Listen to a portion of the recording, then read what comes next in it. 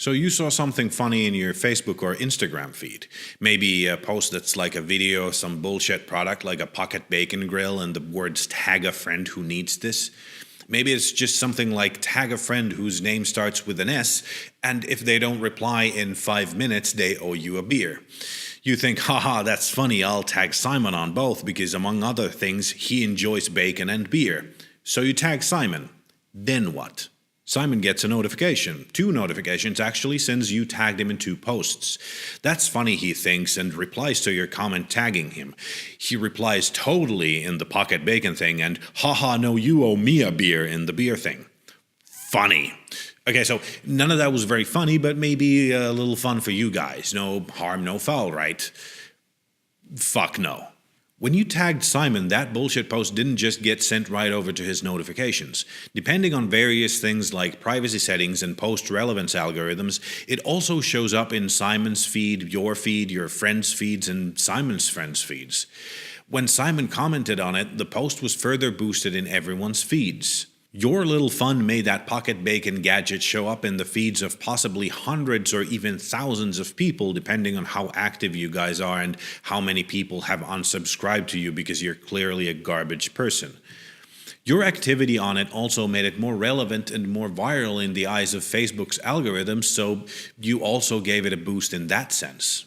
Now, if it's a real product you genuinely think looks great, that's fine. You're just endorsing something, for no personal financial gain even. However, it probably isn't what you think it is. Even if you wholeheartedly believe in the mental healing powers of pocket bacon preparation, that post you tagged Simon in was probably not posted by the Pocket Bacon Company. It was probably posted by a clickbait company that steals videos, pictures, and articles from all over the internet and regurgitates them on Facebook, prompting morons to market their bullshit page for free and tagging their bacon-loving friends. So in order not to annoy your friends while giving free advertising to bullshit, you may think about only sharing posts by your favorite brands or artists. Consider the sources, you know. Snoop D-O-double-G has earned your clicks. Oh no. Oh no. Oh no. Oh no. Let me tell you a story about Ashton Kutcher. I know, just hang in there for a minute. A few years ago, Kutcher, along with 2 other people, started a clickbaity news website that would routinely plagiarize articles word for word from sites like BuzzFeed and HuffPo and used Kutcher's some 18 million Facebook followers as the initial audience. Kutcher shared articles from the site on his Facebook page, leveraging his vast following for instant clicks. The site signed on several other celebrities like Lil Wayne and Nicki Minaj, who used their vast fan bases to share the same stolen feel-good crap Kutcher did. Other sites quickly hopped on the bandwagon, and in no time, everyone from George Takei to Snoop Dogg was posting whatever fucking shit some feckless copy and paste artist excreted on some so-called news site with no following of their own. The site since stopped copy and pasting articles directly from other sites and opted for the tried and true method of copy and change wording slightly.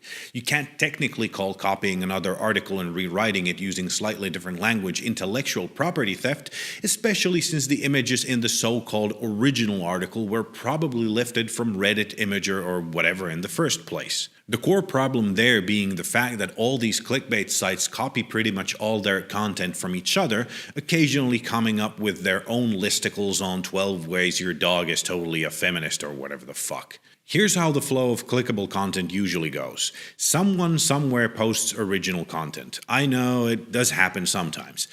Let's say a series of pictures of cats dressed up as Disney princesses on a personal Tumblr blog. The post gets reblogged a few times before approximately 100 people post it on Imager as their own content. One of those posts gets all the way to the front page of Imager, and from there it's shared 100 more times on Reddit.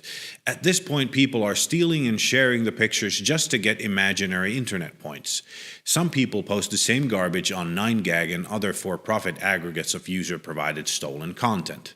That's when clickbait sites discover it and write bullshit articles around them with headlines like, "Someone dressed their cats as Disney princesses and the results are adorable," or "These 12 cats dressed as Disney princesses are priceless." They add a subtitle like, "Number 6 is unbelievable," or "I can't even," and share those insults to human intelligence on Facebook. Then, some 19-year-old working for 50 Cent's social media team who's somehow simultaneously underpaid and overpaid gets a message from Uproxworthy verified panda.cunt about said article.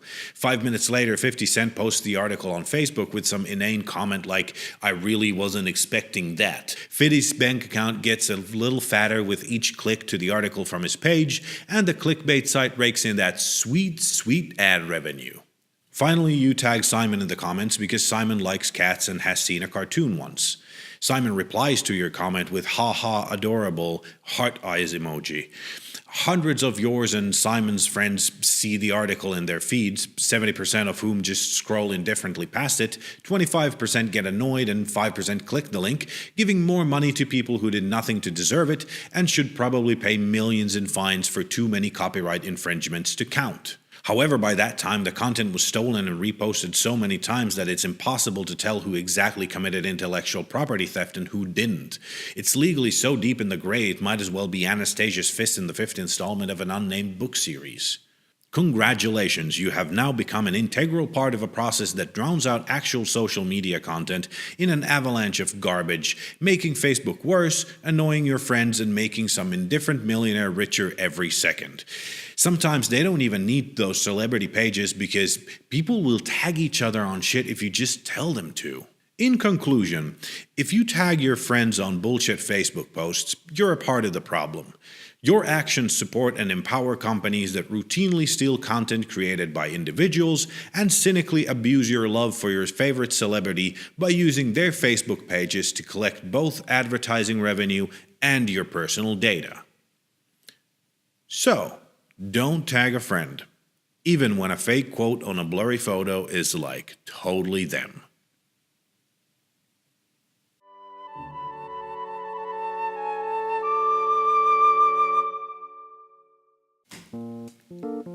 Un momento, por favor. We will be right back after I get the rest of the script. The script. Okay. Rather slow. Come on. I'll take the best of the script. I found it in the software. Get it in the prompter. Get it in the prompter. Get it